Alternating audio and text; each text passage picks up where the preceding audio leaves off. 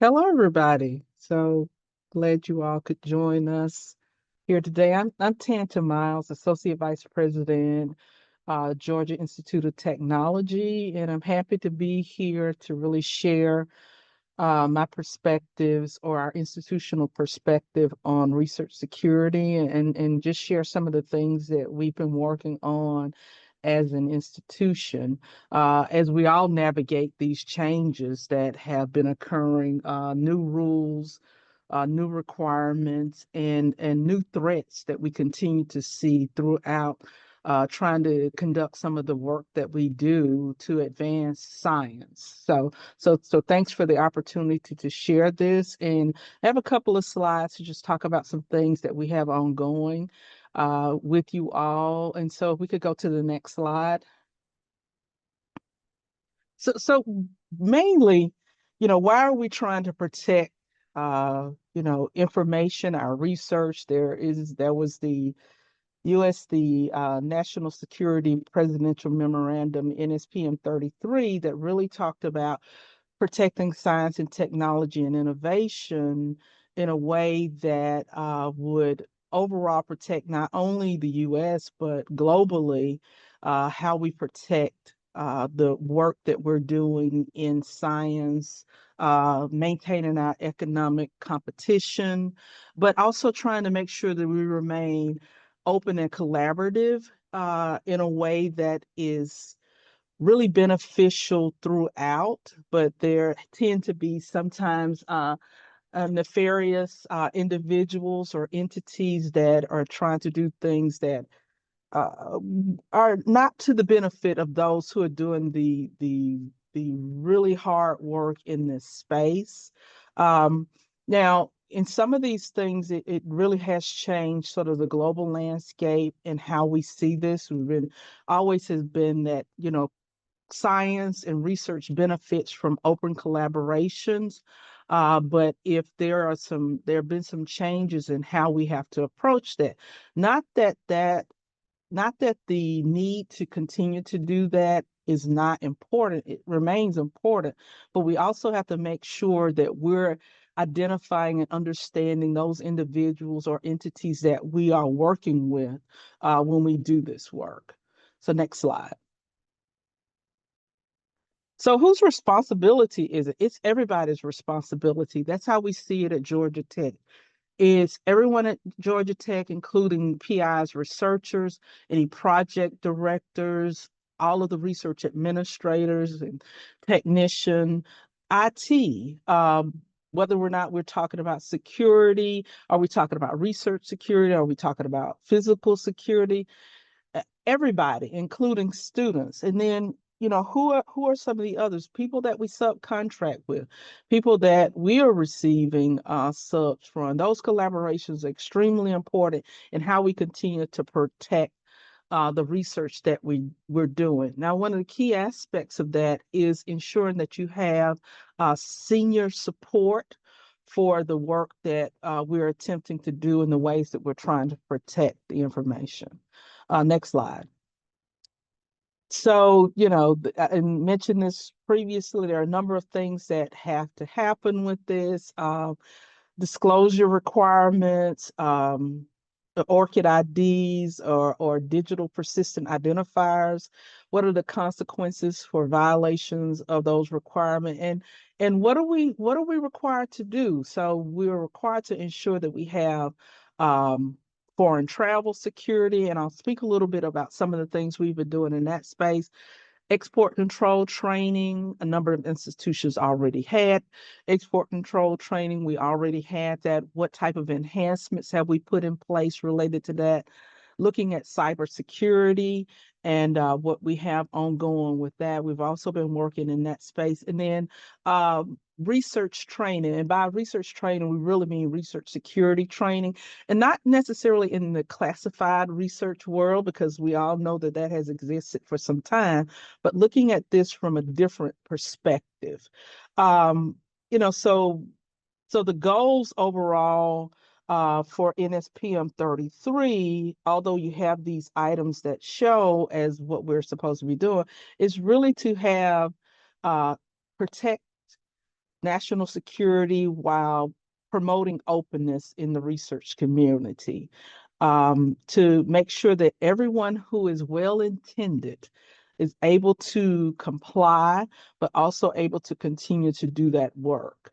Um, so it is no way to be restrictive of those individuals or entities that want to do this properly. Next slide.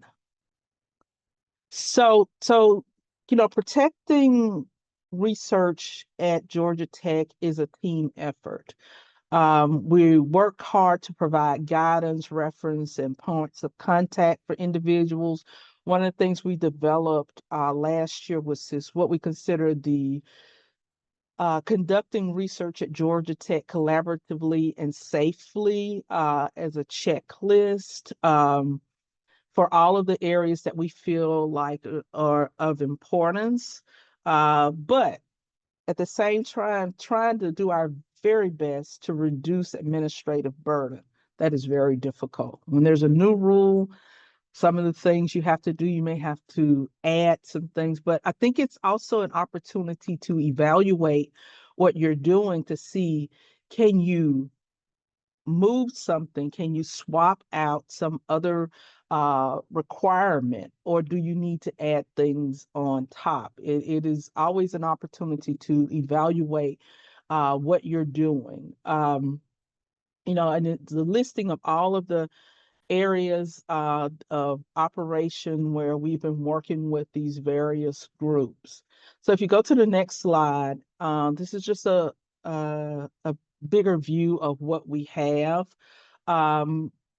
And we developed related to that a updated website for what we're doing. We're also expanding on some of the things that we do with that. And so I'll get into a couple of these details in just a moment of what we've been specifically doing at Georgia Tech to help enhance our controls and our research security. So if you go to the next slide, please.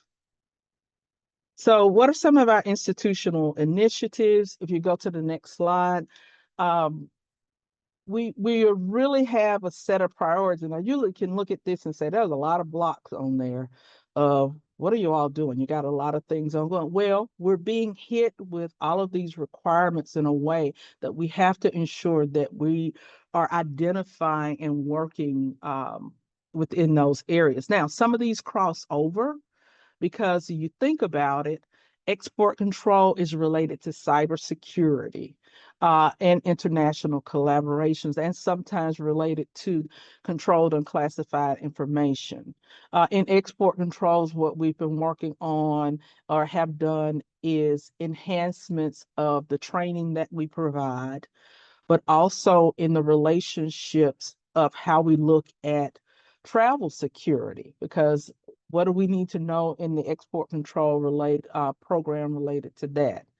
Also related is also disclosure management. What does that mean? That disclosures are all about the conflict of interest, conflict of commitment. You've seen some of that now as current and pending. What are people doing? What are researchers doing? How are they collaborating? So having those disclosure requirements there are what we've been working on. We have we push for it was always voluntary before, but now we have ensured that people, researchers are using their ORCID IDs to make sure that they keep up with their information, so we can see that also. Controlled and classified information in that space, one of the things that we've initiated, we have a pilot ongoing right now related to looking at what we call pre-proposal. And it is looking at those issues that are compliance related, but principally controlled and classified, CUI, and the cybersecurity world. And what do we need to know in advance of a proposal going out? Are there going to be any restrictions? Are there things we should be concerned about? So we have a short form that people complete that's routed through to the appropriate individuals for review. That includes conflict of interest. It includes export control, research security. Are we looking at things related to insider threat? Now, we're doing this in a way to see if this will work well for us. Of course, now, let's just say this. At most institutions, researchers don't get the information in to the grants office or the sponsor programs office until maybe a couple of days before. What we're looking to do with this is to do 30 days in advance. We're not looking for them to have the science completed. We're not looking for that. We just want to know, what's the RFP? Is there a white paper associated with it? So we could take a look at those things to see, are there additional things we need to do? Are you going to do international collaborations? If so, with who? Where are they located? So we can do our searches to ensure that these are individuals that we want people to collaborate with in a way that there are no issues for us. Data protection is an ongoing struggle for most institutions. And with most institutions at Georgia Tech, the data is owned by the institution, but sometimes that get lost with the researchers, whether or not we're talking about faculty or students or staff. And so just having an understanding of that and having a way for people to store their data in a way that can be protected, but allows them to have access to it, but also the institution. Travel security, we've enhanced the way we do travel, in particular international travel for the institution. There is a submission to disclose where individuals are going, what is the purpose.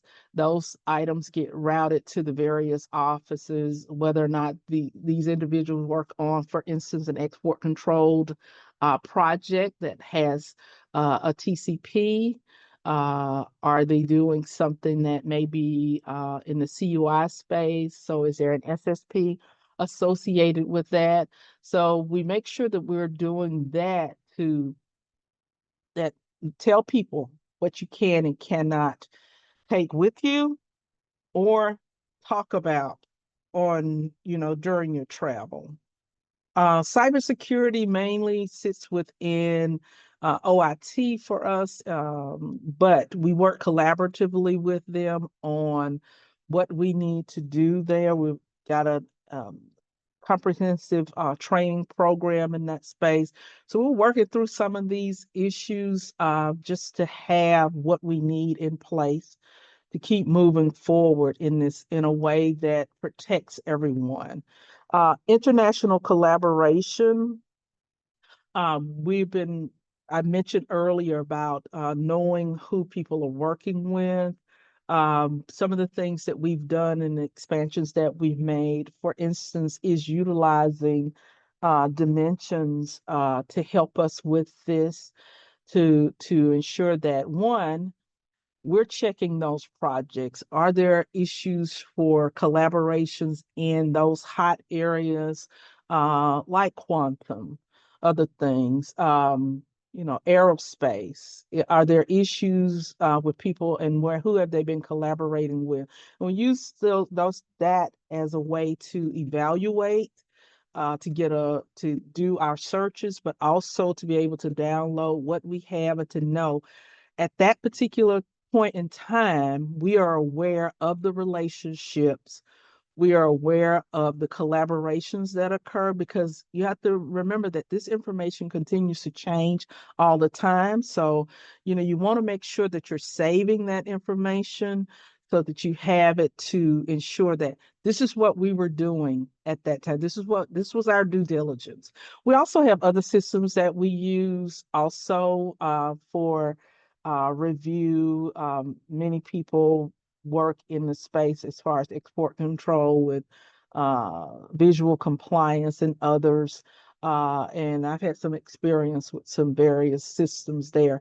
But, it's a collective. I don't think that there's a single solution, but it's the collective. And so how do we elevate that Some of what we use right now in Dimensions helps us to elevate what we're doing, to ensure that we're covering the bases, not just in what is currently restricted, but what are some of those relationships out there. So that has been very successful for us.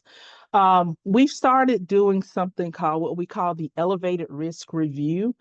And what does that mean? When you're evaluating our risk, we're looking at this from the perspective of, is it a yes and it's okay to keep moving forward for a researcher, or is it no? Are we talking about someone that maybe entity shows up in the restricted party screening or not? Or are we talking about something in the gray area? That starts to look at things from a reputational risk. And so it becomes more of an issue now for institutions to ensure it's just not open. We have to evaluate whether or not that fits the mission of the institution and our particular current risk tolerance. And institutional risk tolerance can be different. And it may change for an institution. But the process that we have in place is to elevate that beyond an individual. So we have a set committee for reviewing that. And then the ultimate decision for those items, if they cannot be resolved, in a way goes up to senior leadership. So next slide, please. Uh, and just the expansion on that is that we do this related to export controlled items, conflict of interest, any research security, cyber. So these are the areas where these usually come in. You may say, where's the entry point? It could be as simple as just an international collaboration, a visiting scholar, or it could be a collaborative project, but we want to ensure that we're reviewing that. So it could be from the academic side, or it could be from the research side. So we're working through that to see, and we're not the first to do this. There are other institutions that are doing this type of review. Texas A&M, MIT, a couple of them that off the top of my head, that I know are doing this type of elevator review. The next slide, please. Training, earlier in the slides, we saw just some of the training requirements based on NSPM 33, but these are some of the things there. The export control, and I mentioned some of this, disclosure management, in particular on the training of disclosure management is looking at foreign talent recruitment programs or malign foreign talent recruitment programs. So are there issues there? And so we've been working with, we have a biannual training requirement. And so we have slotted some of these into the biannual training for everyone on campus, not just researchers, but for everyone on campus to understand. Because if you think back to an earlier slide, I said it's everyone's responsibility. Sometimes entry points are not necessarily with the researcher, but it could be someone else. And so we want to make sure that everyone understands the training.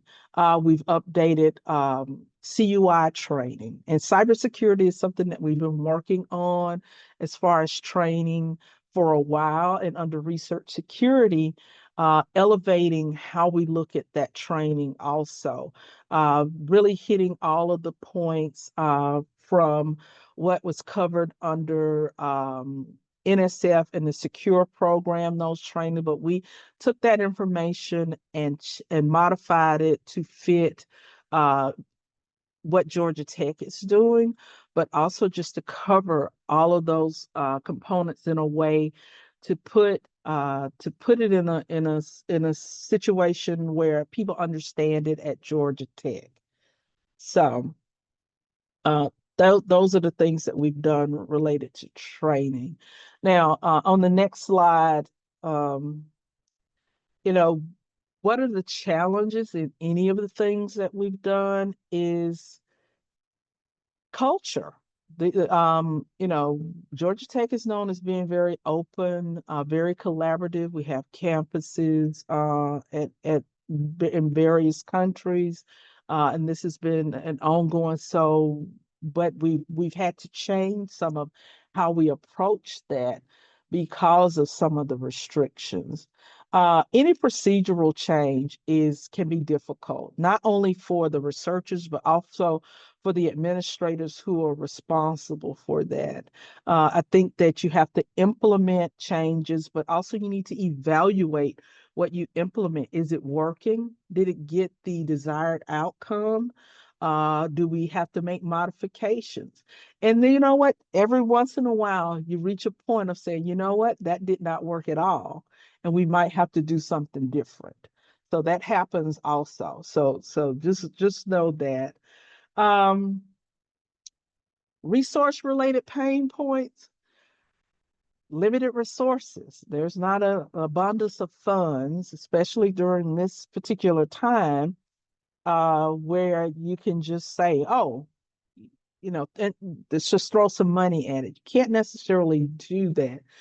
In a meeting earlier today, in speaking with the leadership team, I said our goal is to see what we can do. The first part of anything we're going to change is how do we do it with the resources that we have before we need to add additional resources. I think we have to be good stewards of the money that we have, but it doesn't mean that we cannot safeguard the research or really pay attention to research security the way that we should. Um, It'll be interesting in the next several months as we continue to evaluate what we've done, how successful we've been. Some of the things that I think are really key is in anything that you do is to establish what the SOP is going to be and also document what that SOP will be, because you need to make sure that, okay, this is what we've done, this is how we move forward, and did it work? And so do we need to make some additional changes? This is an ongoing process. And I'm a big fan of continuous process improvement.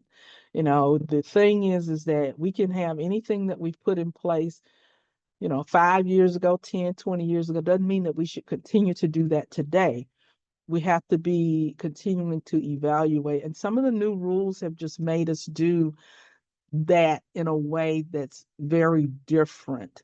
I think some of the protections that we have right now they're scattered in a way, but it just brought it all together under one umbrella for us to really evaluate and to continue to work to secure our research. Thank you so much, Tanta, for that fantastic introduction and for setting the stage for our conversation so nicely. Heidi, I am excited to hear from you about how digital science is approaching this. I know you have prepared some slides to talk about that too. So over to you. Okay, thank you. For those who don't know me, I'm Heidi Becker. I am the product manager for Dimensions Research Security. I'm going to try to not make this a salesy pitch. I really wanted to talk to you about kind of what we've learned from institutions as we've continued to develop and build our research security offering. I think it's important to talk a little bit about, what we've learned in respect to how that informs our approach. So we are lucky to have a huge database of research-related information that we can leverage to serve up particularly relevant data points in the context of research security. So on the right side of the slide, I'm just going to talk to, this is kind of some of the principles that we've adopted. And this is after talking to quite a few users, both in academia and with our federal funding partners. So we want to, first of all, we need to understand internally, right? What are the relevant data points? So that's on us to keep on top of. We also want to make sure that, and Tansa alluded to this too, sometimes, you know, your risk matrices are going to be different depending on the type of research that you're conducting, depending on the type of funder or the funding agency that you're working for, where you're located in the world, for example. So we need to make risk assessments flexible. We also want to be transparent, right? So if you're doing any kind of analysis for research security and you're relying on data to inform decisions, that data should be transparent. You should be able to look at the source record and verify and double check. That's very important to us, right? As the transparent nature of the data. We also want to provide documentation. Tansa referred to this earlier. Documentation of reviews, due diligence reviews that you might conduct, so that you can go back and a funder comes to you a year from now and asks to see the evidence of your due diligence. You have it ready for them. It's easy to understand. The second to last bullet point, I can't really understate this. We want to be a responsible partner. We know that this is a very high stakes topic, research security. We know that people may or may not get funded, right? Careers are somewhat at stake. So we're very aware of that, and we want to be responsible. Transparency comes into that, right? We also aren't going to make decisions for you. As Tansa alluded to, sometimes different institutions have different risk tolerance, right? You're going to make those decisions internally at your institution. What we're here to do is to give you the most relevant, timely data that we can to inform those decisions, but we are not the decision makers here. Our partners are. Obviously, I wouldn't work for a tech company if I didn't say something about driving innovation, but I think it's important to note that our innovation in this space is based on extensive user and regulatory research. So Tansa, I'm happy to say, has been very helpful as one of the people that we've spoken to about challenges that they're encountering, both with, you know, resource allocation and what data should we use when, how can we make that easier for Tansa and other people throughout all of those touch points you mentioned. We want to make this accessible. So some of the things that I'm going to speak here kind of with two hats. So one is as a product manager for this product, but also as a product manager, I've talked to a lot of people in the academic space globally about the challenges that they face. And I wanted to talk a little bit about organizational risk assessment. So I would say overwhelming majority of the time, you're coming into a research security, you have a name, a person, right, that you're reviewing for whatever purpose, if they're a visiting scholar or a new hire, or you want to put a PI up for a grant application. But then there's another bucket, what I'm going to call kind of proactive research security. So if you have thousands of faculty that you're looking at, how do I identify potential existing risk at my institution that I might want to mitigate, right? If you're have a small department, you maybe only have a few people working in research security, how can you identify where current risk lies at your institution, and how can we help you do that? So I think this is probably, and I know from talking to users and experts and customers, this is starting to ramp up, this kind of proactive risk assessment. So you're not waiting kind of in a reactive pose where you're getting a person to review, you go through that whole process, but how do you proactively identify risk with limited resources and a lot of people and projects involved? And then Tansa talked a lot about due diligence and disclosures. So in order to do that efficiently, and that's what we want to help kind of smaller, small departments, people don't have infinite research security resources. How do we help you maximize those, right? So one is, how much data can we bring together in one place for you so you don't have to go to a number of different sources to conduct due diligence reviews? Again, being transparent and flexible. If you're going to have a conversation with faculty, your researchers, saying, listen, we have these concerns about maybe this collaboration, you want to be able to have reliable data to have those conversations and base those conversations on, in a data-driven way. We talked about already the auditable documentation.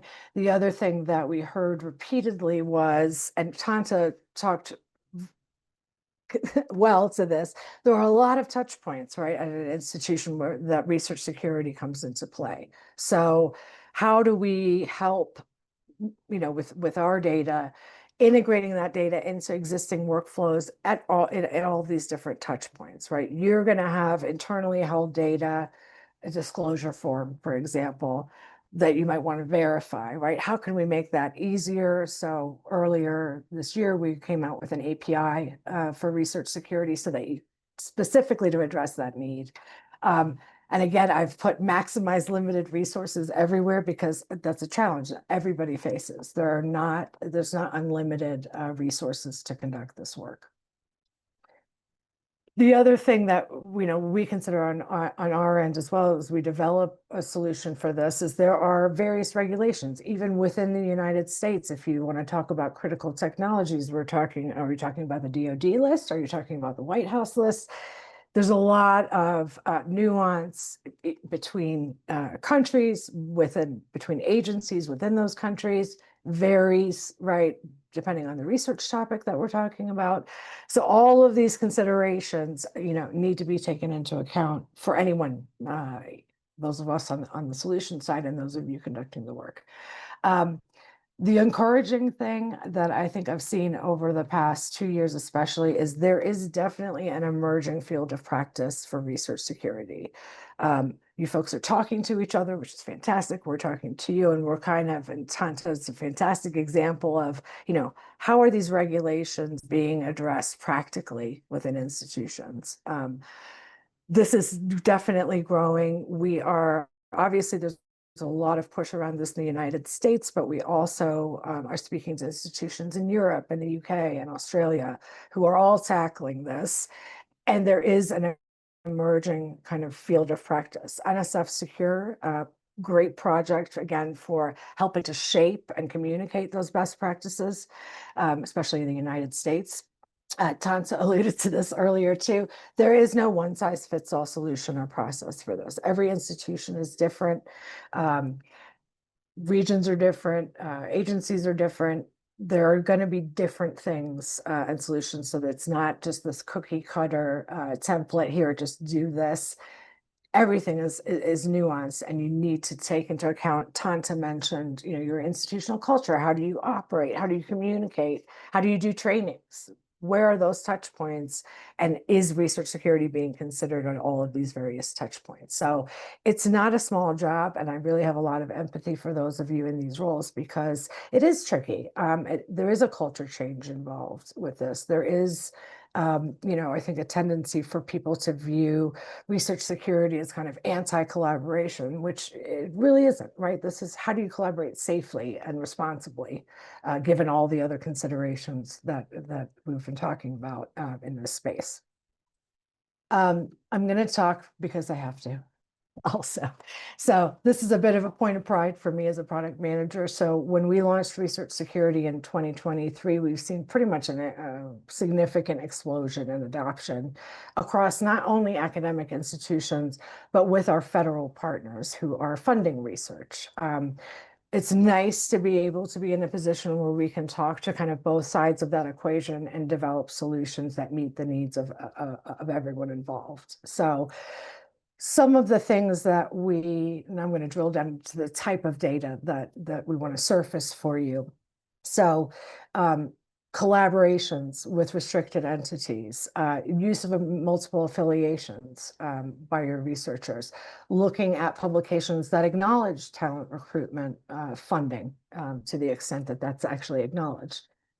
Looking at IP transfer to restricted entities. We have a vast patent database, so we can tell you, for example, there are inventors on patents from your institution, and maybe the assignees on those patents aren't your institution. That's something that you might want to be aware of, again, to prioritize your efforts. This is just a brief screenshot of kind of one of the menus. So I talked about proactive research security, and we're just going to call it that now. This is where I jokingly refer to this part of our product is that I don't have a name, right? I don't know the person. I don't know who I'm looking for. I'm trying to identify in a data-driven way, not on a country of origin for the person. This is based purely on research data. Who might be using another affiliation other than your own at the same time, and that affiliation is connected to a restricted entity. Probably want to know about that, especially to the extent that it hasn't been disclosed. Who are the faculty and researchers at your institution who are collaborating with restricted entities or countries of concern? Is there funding that hasn't been disclosed to you? That we can surface either via funding acknowledgements or directly in awarded grants that we haven't mentioned. I talked already about kind of IP transfer. Where's your IP going? The researchers that are listed as inventors on these patent applications, who are the assignees? Where are they being filed first? We can also give you a little leg up in understanding where funding from international funding agencies is coming into your organization to the extent that you don't have that available at your fingertips. So the organizational risk assessment piece of this, again, I think this is something that it's hard to tackle when your resources are already stretched dealing with the reactive portion of research security, but we want to make it easier for you to identify using these types of indicators where there might be risk that you might want to address in a proactive way. Researcher reviews, I will say, I can look at usage of our products. Obviously, by and large, most people are spending most of their time conducting individual reviews of researchers in our products, which is fantastic, right? We're looking for the same types of data except at an organizational level. Now we're looking at it on a researcher level. So what affiliations have they used? When have they used them? Not just on publications, but in grants and clinical trials. Who are they collaborating with? We have pretty extensive co-author network information. So you can not only look at this researcher, but then you can look at their collaborative network. You can go down infinite rabbit holes if you want to and look at who are the collaborators collaborating with. So you get a much more holistic picture of where might risk lie that you might want to proactively mitigate. Again, not that you wouldn't do this type of research, but how do you do it safely? Do you have safeguards in place? And again, looking for potentially undisclosed funding or IP. Those are the two main components of our solution, and that's what we're trying to help you do more efficiently. One, be more proactive, and two, when you're doing due diligence reviews, how can we make that incredibly efficient and document it and be transparent about it all at the same time.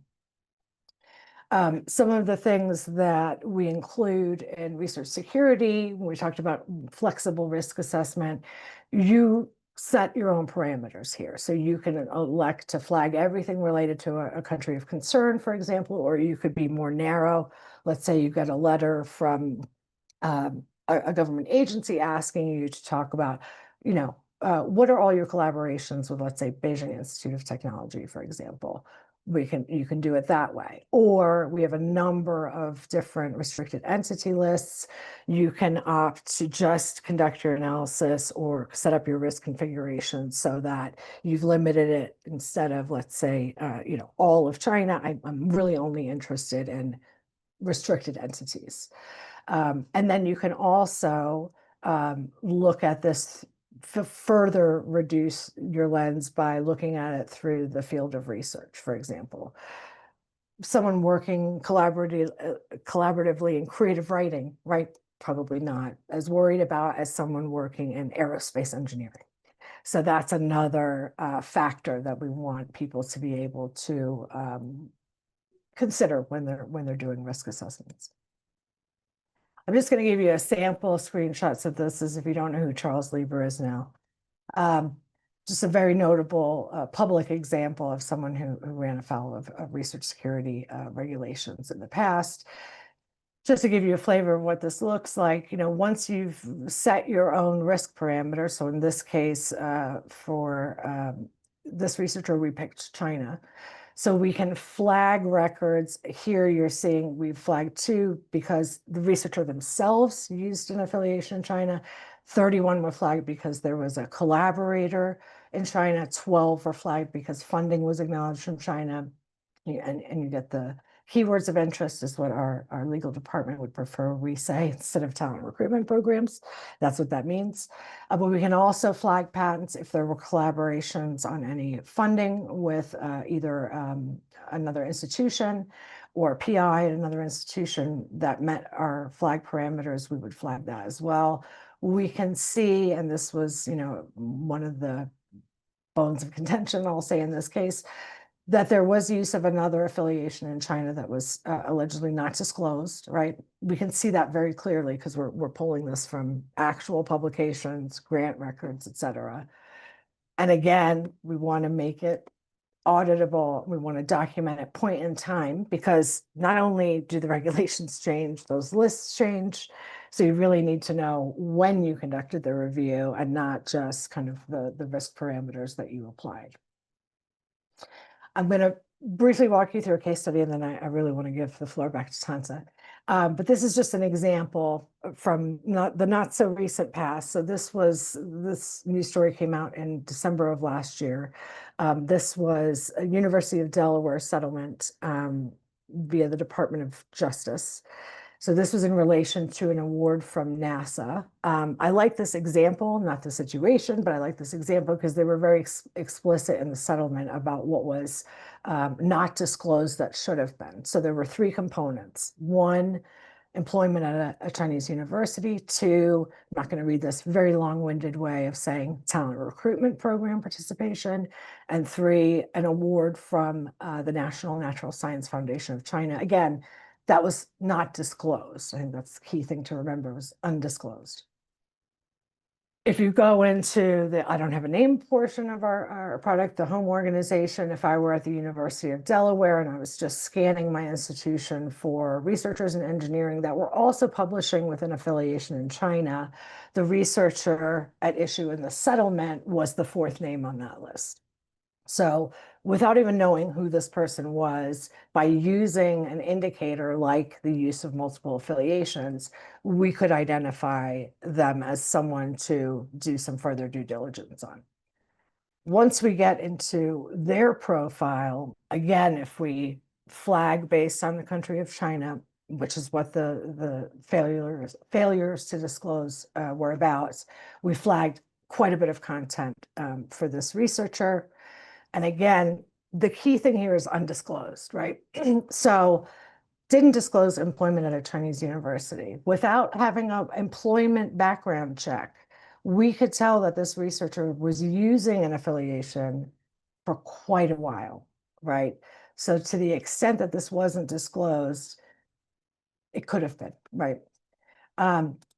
Second, this is participation in a talent recruitment program.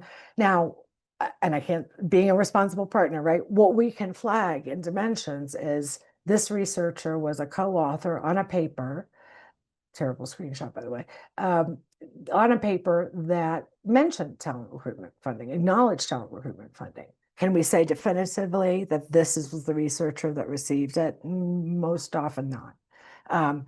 But we will provide you with those records. Again, you can click through and look at those publications in more detail. It's an indicator that you might want to have a conversation with a researcher about, look, we've noticed that this has been acknowledged in the publications.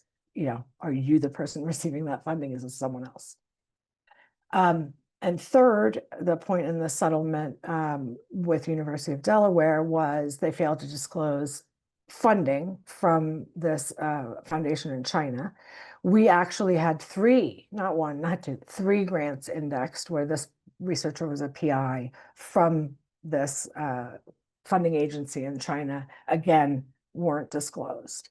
So this is the type of information that we surface in Dimensions. And again, all with the aim of, helping you make sure your disclosures are complete, helping you identify a risk that needs to be mitigated in the most efficient way that you can.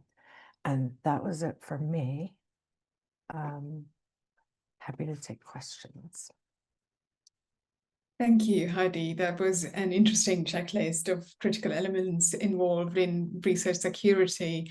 Before we dive further into the conversation, I would like to mention that this webinar is being recorded, and we will share an on-demand video and a summary article with all the participants after the webinar. As we can expect, your presentations anticipated a lot of the critical points that we were hoping to address in our conversation today. So picking up on that important point about challenges that Tanda spoke about, let's start this next part of the discussion by talking about the common challenges to research security. Tanta identified some of the common challenges experienced at Georgia Tech. So Heidi, from a broader point of view, is that the micro view that you are seeing when working with universities across the sector? What challenges are commonly identified? I think we've all peppered this throughout our slides, lack of resources. I think that's probably one of the main challenges is there aren't infinite resources for this.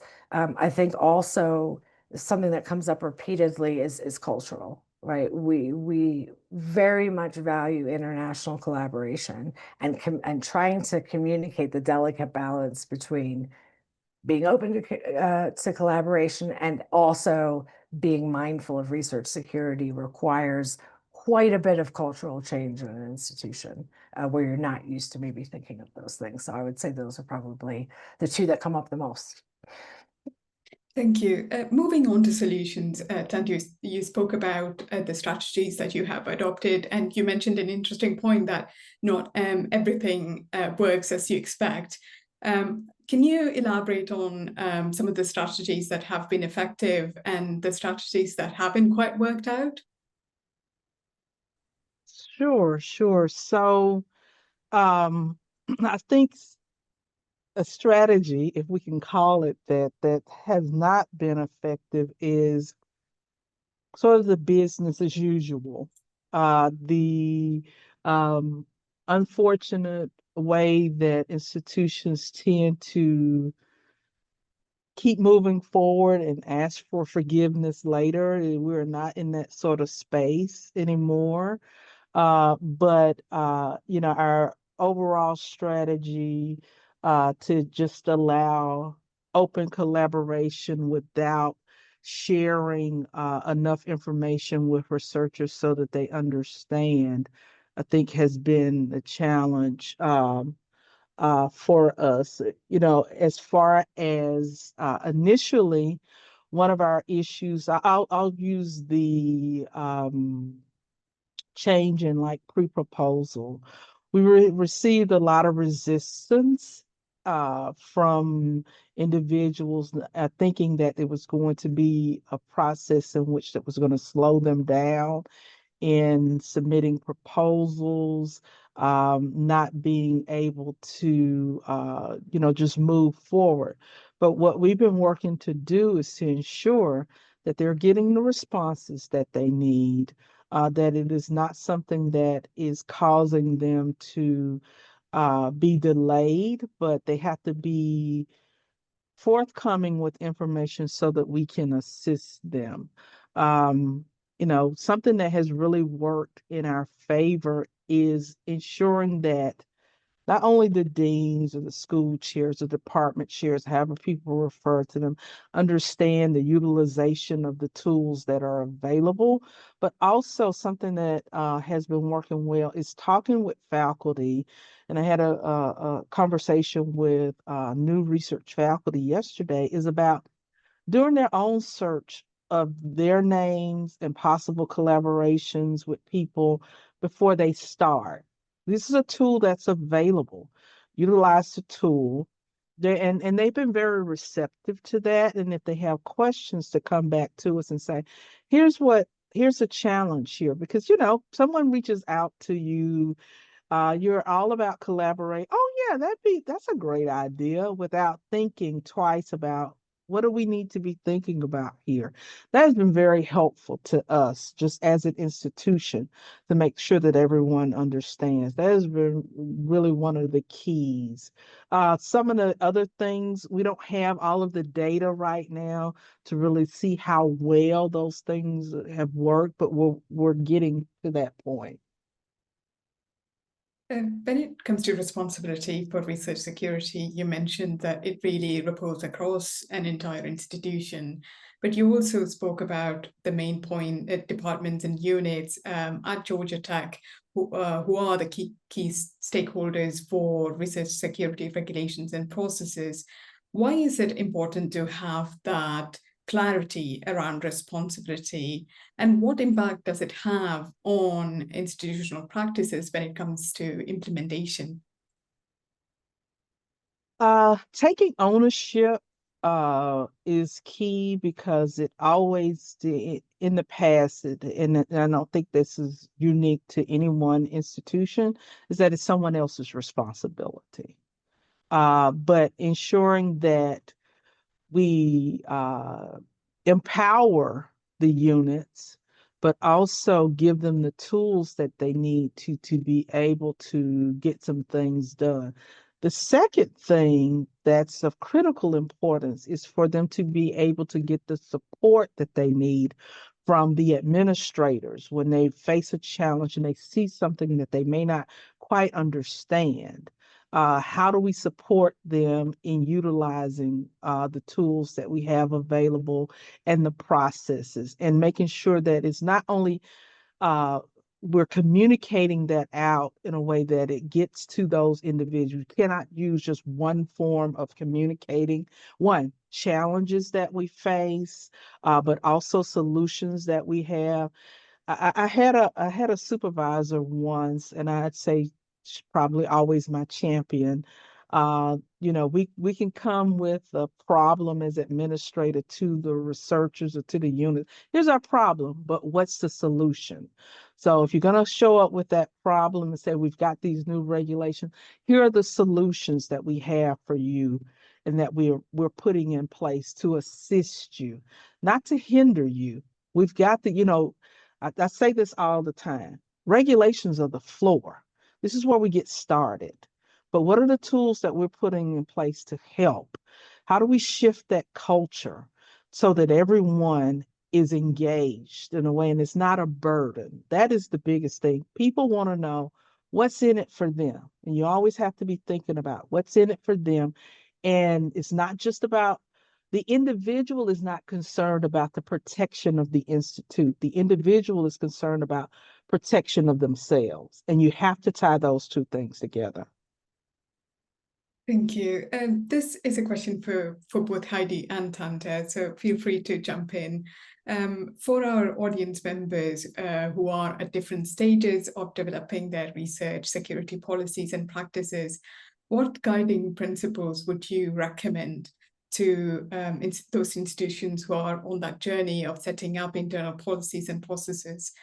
Heidi, could I come to you first? I am, and then I'm going to defer to Tanta, but I will say, I mean, I think one of the things that I say all the time is that you should know you're not alone in trying to figure this out. That you're not last to the game.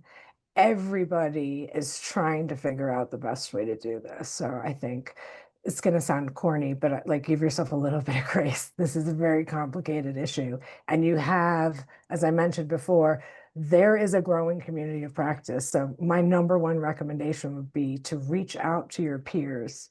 I'm not going to say call Sansa right now. I'm sure she's busy. But really, this is an emerging field. There are resources out there. NSF Secure is another, the Secure Center is another good resource. These things are building. So I would, number one, expand your network. And with that, I'm going to turn over to Tanta for better advice. No. I think that one of the best things that you can do is one, use your network. And if you don't have a network, build your network. What are you seeing? What are people doing? Who are those entities on that slide that Heidi showed that are already doing something in the space, related to the US and NSF. Look at the Secure Center. Most of that is available, free and openly available to any institution. But start looking there. Start looking at those professional organizations that are working in this space. And a number of areas are expanding on that and kind of taking this in. It, like, for instance, related to export controls, U.S. export controls, and organization AUECO, which is really about export control officers, but a number of them are dealing with the issues of research security because, again, it's a web. Things are crossing over, so utilize that type of organization or other professional organizations, whether or not you're talking about Incura, SRAI, or any of the international, because there are, a number of international organizations that are very similar that are working in this sort of same space that is critical because everyone's dealing with the same issues. And what tools are available out there and free, but you've got to work on first looking at your own culture, at your institution. Does it mean you got to get buy-in from the leadership? Because without leadership buy-in, nothing's going to change. The tone is set at the top, but the benefits come for the researcher. And again, it's what's in it for everybody. Thank you. As you touched on before, educating stakeholders is crucial. What challenges remain in terms of educating researchers and faculty members on research security? What has been your experience? They think that it is just another thing for them. Like, I don't want to have to deal with the compliance. Is historically, unfortunately, been seen as a dirty word. But we have to make sure that we're explaining the reasons. What's the why? Why are we doing this? Why is any government concerned about this? And it's not about control. If you look at this from the United States, this is a bipartisan issue. That's not along party lines. This is an issue that crosses over, and it is a challenge for everyone. But what is it, and why is it that they need to be considering this? And again, I cannot emphasize this enough. What's in it for them? They also need to understand the impact on their own research, whether or not you're talking about intellectual property, their publications, their reputation, and just being able to continue to work in a field where the innovation is there, and they're inquisitive. Scientists, researchers are inquisitive, and that's really where they want to focus their attention. And so we have all of the innovations that we have right now. It's because of the science and technology associated with it, like being on Zoom.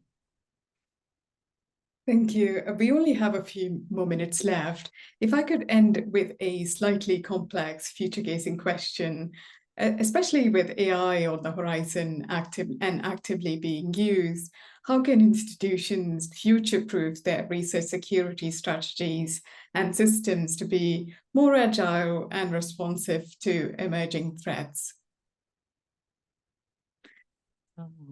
I would say this. I think that it's important for people to embrace AI, or in a way that's not just on an individual basis, but institutionally.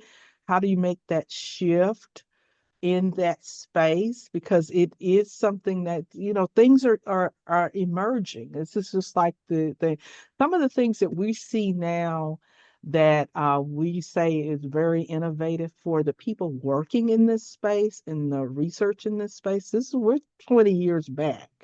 So I think we have to be open-minded.